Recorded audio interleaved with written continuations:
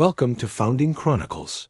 Before we dive in, don't forget to like, share, subscribe, and hit that bell icon so you never miss a story from America's past.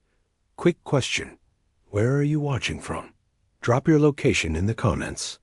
Now, let's uncover a dark chapter in History Asterisk.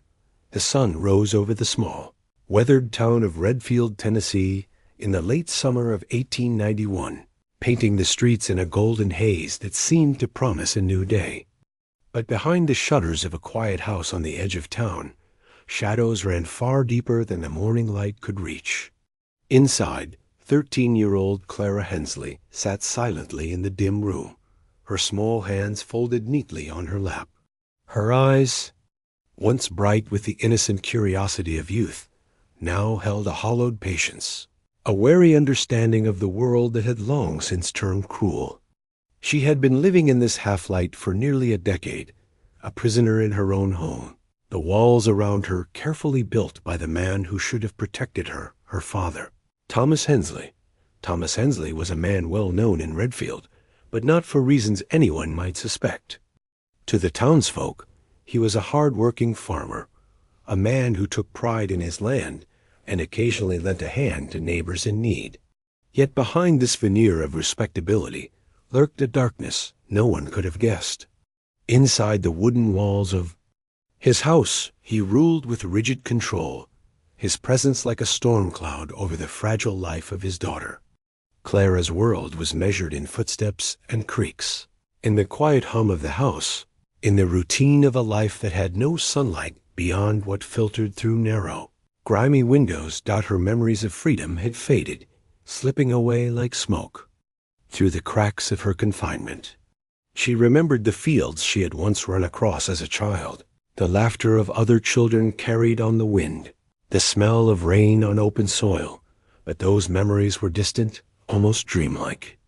Each day was a careful navigation of her father's moods, each hour a careful balance of survival. The other townspeople, oblivious, went about their lives, unaware of the secret tragedy unfolding just beyond their gaze. Thomas's methods of control were both cruel and methodical. He monitored her every action, dictated her meals, decided when she could move from one room to another, and made sure her contact with the outside world was non-existent. Books, letters, and news from the town were forbidden. Clara's only companions were the shadows and the quiet hum of the house itself, the ticking of the old clock in the hallway, marking the passing of days, weeks, and years. Even the smallest acts of defiance, a whispered prayer, a hidden sketch, a muffled sob, were met with punishments that lingered in the body and mind, leaving bruises both seen and unseen. But despite the oppressive darkness, Clara's spirit was not completely extinguished. Somewhere deep inside, a fragile spark of hope remained, a stubborn ember that refused to be snuffed out. She clung to this spark, secretly imagining a life beyond the walls of her father's tyranny, dreaming of sunlight, open skies, and voices not tinged with fear. Her imagination became her lifeline. She traced shapes in the dust on the wooden floor, spun stories of faraway towns, and imagined herself walking freely among people who would never know her captivity. It was this small flame of inner resistance that kept her from sinking completely into despair. Outside the house, life in Redfield carried on, largely unaware of the hidden hell in their midst. Neighbors chatted across fences, children played in the dusty streets, and the town's small church bell called the faithful to prayer. Occasionally, someone would see Clara through a curtained window, pale and silent, and remark quietly to themselves about the odd stillness of the girl. But no one dared, or perhaps no one thought to look closer. Thomas Hensley's reputation, coupled with his imposing presence, kept suspicion at bay. He had crafted a life that appeared orderly, even normal, while concealing the horrors within. The town had known whispers of the unusual relationship between father and daughter, small murmurs that Clara seemed withdrawn, as she never ventured beyond the house. But in an era where children were expected to obey and privacy within the home was respected, these whispers never gained traction. It was easy for the community to dismiss oddities as temperament or shyness. Meanwhile, Clara counted her days, each one blending into the next, her life measured not in months or years, but in the endless monotony of confinement. In the dim glow of the late afternoon, Clara would sit by the single window in her room, staring out at the fields, imagining the world she would one day touch. Birds flitted across the horizon. There, freedom a cruel reminder of what she had been denied. And yet, she continued to endure, quietly observing, quietly learning, quietly waiting. In her heart, a sense of time persisted, a fragile hope that someday, somehow, she might step beyond the walls of the Hensley home and reclaim the life that had been stolen from her. This story, like many hidden tragedies of the era, would not be told for years.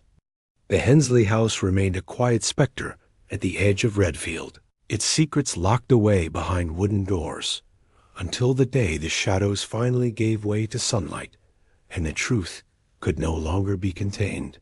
And on that day, when the world finally glimpsed the horrors that had been kept behind closed doors, the small town would be forced to confront the darkness that had lived among them for more than a decade. The seasons passed slowly in the Hensley household, each one marked not by celebrations or festivals, but by the monotonous cadence of confinement.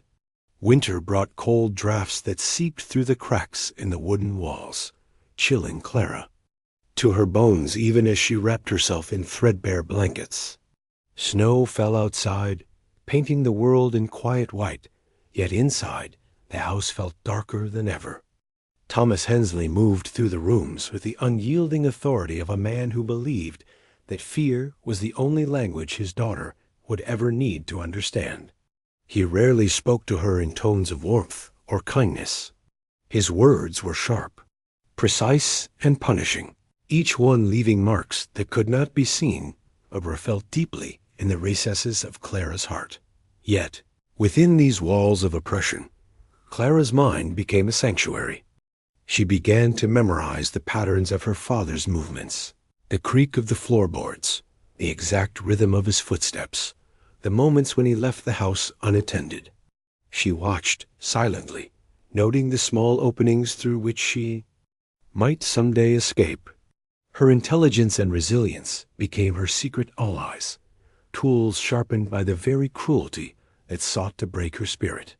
Every shadowed corner, every narrow hallway, every locked door became a part of her map, a quiet blueprint of survival. Thomas Hensley, for all his strictness, had his routines, and Clara observed them with meticulous care. She learned the exact moment he left for the barn in the morning, when he went into town for supplies, and the rare occasions he entertained guests. On those days, when the house seemed momentarily empty, Clara allowed herself tiny acts of rebellion. She ran her fingers along the dusty shelves, breathed more deeply, moved more freely, tasted the simple joys that had been denied to her for so long. These moments were fleeting, yet they filled her with the fragile hope that life could exist beyond the walls of her prison. But hope alone could not erase the years of fear. Every day, Clara felt the heavy weight of her father's dominance, pressing against her, shaping her life with invisible chains. Her body bore the marks of his punishment's bruises, hidden beneath layers of clothing, sores from prolonged confinement, and the lingering ache of limbs that had rarely felt the stretch of open air. And yet, the cruelest marks were those left. On her spirit, the uncertainty, the isolation, the gnawing question of whether freedom was even possible. The Hensley household existed in stark contrast to the world outside. Redfield thrived quietly, its streets bustling with children, merchants, and neighbors, unaware of the silent tragedy unfolding on the edge of town. Clara's eyes would sometimes linger on the world beyond the window, watching children play, wagons rumble along dirt roads, and neighbors laugh in the golden afternoon light. These glimpses of normalcy stirred both longing and anguish in her heart. She longed to touch that world, yet she feared the consequences of defying the man who had dictated every hour of her existence for 11 long years. One summer evening, as the sun dipped low over the hills, Clara noticed something unusual. Her father had been delayed in the fields, and the house seemed quieter than usual. The silence was almost unbearable, but it also carried with it the faintest hint of opportunity. Clara moved cautiously, her small hands trembling as she explored the room she had called her own for more than a decade. Every inch of the space was familiar, yet now, for the first time in years, it seemed full of possibilities. She imagined stepping into the sunlight, feeling the wind on her face, and walking freely along the town streets. Her heart raced with a mixture of fear and exhilaration, but Thomas Hensley's control was not easily escaped. When he returned, his presence was like a thunderclap, shattering the fragile calm that Clara had allowed herself. His voice, sharp and commanding, cut through the air like a whip. Every plan, every imagined escape, was pushed aside by the reality of his authority. Clara retreated into herself, a practiced reflex that had kept her alive for so long. She had learned that defiance could only be measured in whispers and hidden thoughts, that survival demanded patience, cunning, and endurance. Despite the oppressive control, Clara's mind remained her refuge. She began to craft stories in her head, elaborate tales of faraway towns, daring escapes, and lives filled with warmth and laughter. These mental narratives were more than mere imagination. They were acts of resistance, fragile threads connecting her to the world she had been denied. Each story reinforced her inner strength, reminding her that she was more than a prisoner, more than a shadow of her former self. Somewhere, deep inside, a spark of rebellion burned quietly, awaiting the moment when it could ignite into action. Outside the walls of the Hensley house, the town carried on obliviously. Neighbors remarked on the oddness of Clara's quiet demeanor, but attributed it to shyness or temperament. No one questioned the carefully maintained facade of Thomas Hensley's respectable life. In this way, the world outside the house continued to move forward, unaware that a young girl was trapped within, counting the days, the years, the long stretches of stolen life. As the sun set behind the rolling hills, casting long shadows over the fields, Clara sat by her window, staring into the fading light. She knew that her life had been stolen, that the years she had spent in captivity could never be returned.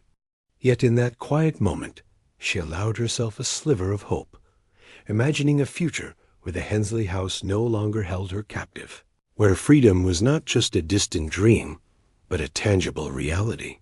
And in the depths of her heart, she vowed that someday, somehow, she would reclaim the life that had been taken from her, no matter the cost. Years passed, and Clara Hensley grew into a young woman. Though the harsh confines of her father's house had stunted more than her body, they had tried to contain her spirit as well. But the years of oppression had not entirely broken her. Instead, they had sharpened her awareness, made her cautious, clever, and fiercely resilient. By now, she understood her father's routines better than he realized. She noticed the faintest shift in his gaze, the smallest hesitation in his movements. She had learned to read the air like a living thing, to anticipate anger before it struck. Clara's world, however, remained painfully small. She had no friends, no teachers, no confidants. She had never learned to speak freely with another soul, outside of whispered prayers to a God she hoped was listening. Each day was a delicate dance of obedience, of suppressing her desires and masking her fear. And yet, in private moments, she dared to dream. She memorized the layout of the property in her mind, mapped the surrounding woods she glimpsed through the windows, and imagined the quiet streets of Redfield where life continued oblivious to her imprisonment. She began to plan not just to endure, But to escape, her opportunity came gradually. Thomas, now older, began to trust in the illusion of her submission. He allowed her small freedoms, fetching water from the well, sweeping the floor, tidying the small garden outside. Each of these tasks, though seemingly mundane, became a chance for Clara to study the world beyond the walls, to practice the skills she would need when the time came. She learned the rhythms of the town, the times when neighbors were distracted, the seasons when the roads were least traveled. Her mind, once a refuge from despair, became a workshop for survival. Despite this careful planning, fear remained a constant companion. Clara knew that one misstep could bring down the full force of her father's wrath. Punishments, long ingrained into her memory, were enough to keep her cautious. She had endured beatings, long hours of isolation, and the psychological torment of absolute control. And yet, her resolve was not extinguished. Each day, her determination to reclaim her life grew stronger, fueled by the memory of stolen childhoods and stolen opportunities. And came a day when chance seemed to tilt in her favor. Thomas, growing older and increasingly frail, left the property for several hours, visiting the local market under the guise of routine. The house, usually suffocating with the presence of his controlling eyes, felt different. Clara felt the familiar surge of fear and exhilaration, the heady mixture of danger and possibility. She moved through the house with care, whispering to herself under her breath, feeling the dust on the floor and the smoothness of the doorknobs. The world outside seemed tantalizingly close. Clara's first tentative steps toward freedom were cautious. She tested doors, watched the paths leading away from the house, and even ventured briefly into the yard when no one was watching. Each small movement was a rebellion, each breath of open air a stolen victory. And yet, the walls of her captivity had left scars deeper than flesh alone. Fear lingered, coiled tightly around her mind like a serpent ready to strike. Every sound in the distance, hooves on dirt, children laughing, a neighbor calling across a fence, made her freeze. She had been taught to obey, to hide, to endure, but endurance alone was no longer enough. Clara wanted life, freedom, connection. She wanted to reclaim the years that had been taken from her. Slowly, methodically, she began to devise a plan. She observed the schedule of her father's errands, the times when the neighbors were most likely to be away, the hours of quiet that the house offered. She collected small items, a piece of string, a scrap of cloth, a hidden shard of metal that could serve as a tool. Each item was insignificant on its own, but together they formed the beginnings of her strategy. Her heart pounded as the days of preparation accumulated. Every glance at the window, every quiet step in the hallways, every hushed breath in the still of the night was part of a larger plan. Clara's mind was alive with possibilities, with routes of escape and contingencies for failure. She had become a master of patience, of calculation, of hiding the truth beneath a mask of obedience. Yet despite all her careful preparation, she could not fully quell the anxiety that coiled in her stomach. Thomas Hensley remained a formidable presence, unpredictable and cruel, capable of unraveling her plans with a single glance. Then, one evening as the sun dipped low over the hills, painting the sky in hues of red and gold, Clara decided the moment had arrived. She waited until her father's attention was fully absorbed by a ledger, the sun casting long shadows across the room. Her hand trembled as she moved toward the door that had been locked for as long as she could remember. The lock rusted by. Time and neglect gave way with a careful turn of the shard she had hidden for months. Her heart raced as she pushed the door open, and for the first time in 11 years, Clara stepped into the world beyond her prison. Freedom, however, was not simple. The world outside was unfamiliar, full of light, sound, and movement that overwhelmed her senses. She stumbled through the yard, her legs weak from years of confinement, her breath ragged with anticipation and fear. The path to Redfield seemed longer than any journey she had imagined. Every rustle of leaves, every distant bark, every step of horses on the road threatened to betray her. But Clara pressed on, driven by a force stronger than fear, the need to reclaim her life, to step fully into a world that had been denied to her for over a decade. By the time she reached the edge of the property, Clara felt a mixture of exhilaration and terror. The sun had dipped behind the horizon, and the first stars twinkled in the sky. She paused for a moment, letting the cool evening air wash over her, savoring the taste of freedom that was as sweet as it was fragile. Ahead, the roads to Redfield stretched into the darkness, promising connection, safety, and the possibility of a life that had been stolen from her. And behind her, the house that had been both home and prison loomed silently, a reminder of the years of suffering, fear, and resilience that had brought her to this moment. Clara's escape was only the beginning. The path ahead would be fraught with challenges, skepticism from the townspeople, the shadow of her father's influence, and the emotional scars of 11 years of captivity. But she had taken the first, most crucial step, a spark of hope. That had survived years of darkness now blazed brightly, illuminating a future that she would no longer allow anyone to control. For Clara Hensley, the journey toward reclaiming her life had begun, and the horrors of the past, though deeply etched into her memory, would no longer dictate the shape of her days. Clara Hensley's first steps into the wider world were both terrifying and exhilarating. The darkness of night clung to the edges of Redfield, but she had never felt more alive. Every sound, the distant clatter of wagon wheels, the murmur of voices from homes along the street, the chirping of crickets reminded her that she had left the suffocating isolation of her father's house behind. Yet even in freedom, fear clung to her like a shadow. She knew Thomas Hensley would notice her absence eventually, that his control had never truly ended while she remained within his grasp. She approached the nearest neighbor's house, trembling but determined. The door opened to reveal Mrs. Whitaker, a kindly woman who had often seen Clara through the windows, noting her silence, but never fully understanding her suffering.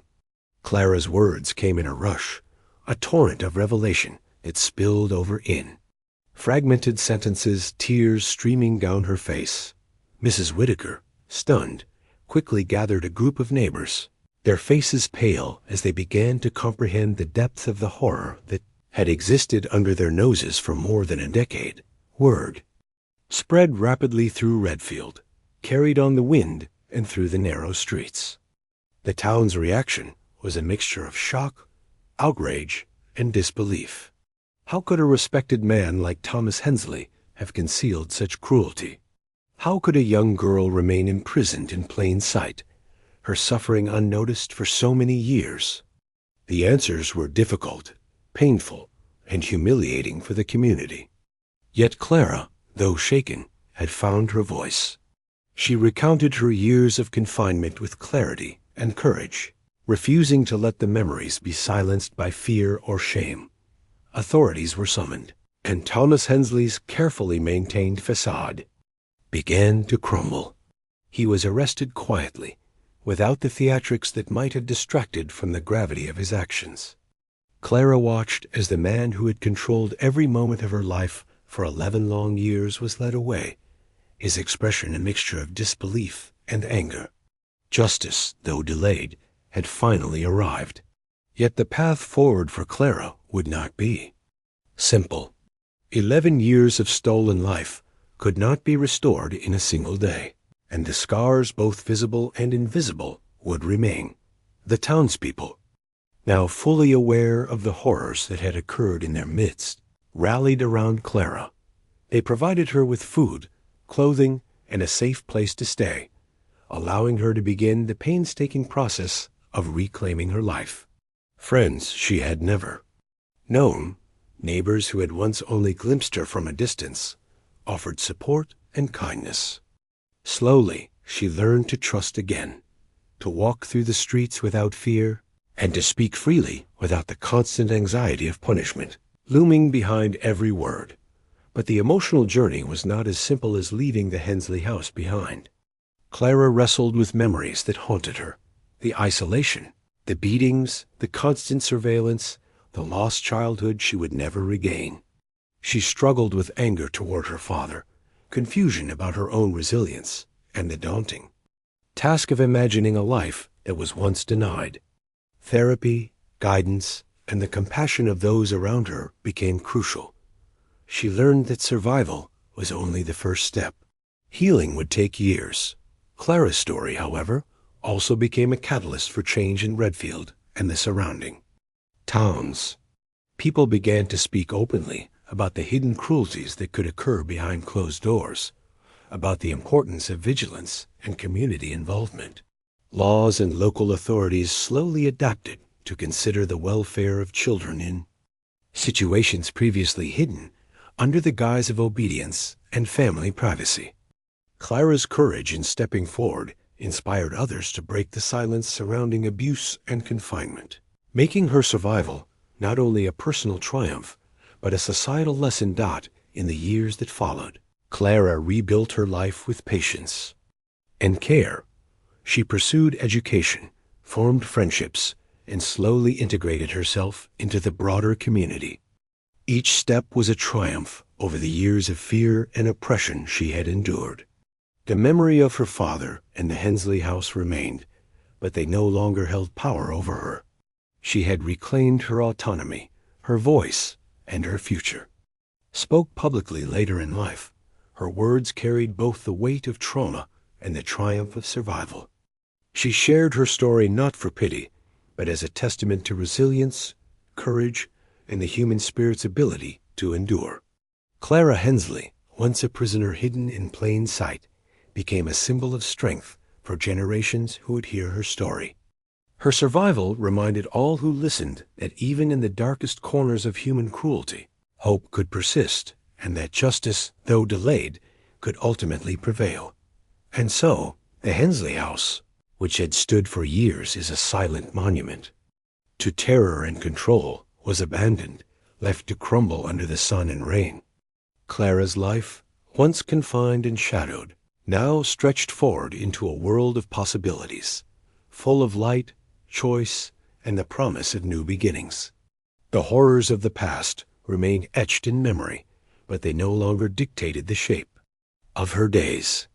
The girl who had endured 11 years of captivity had emerged not broken, but stronger, her spirit unyielding, her story a powerful reminder of the human capacity for survival, resilience, and triumph over darkness.